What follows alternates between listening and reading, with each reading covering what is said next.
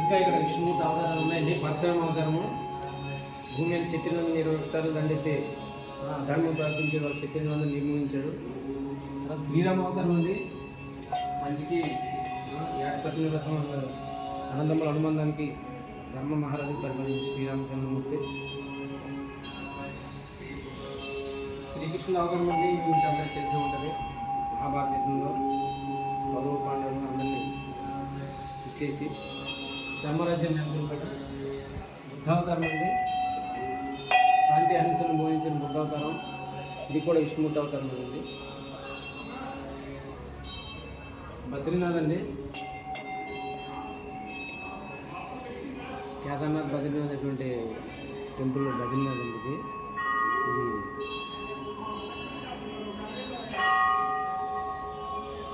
శ్రీ రామానుజాచార్యులు అండి, మంచి మత ప్రవక్త, హిందూ మతాన్ని దశ దిశలో చాటిన రామానుజాచార్యులు.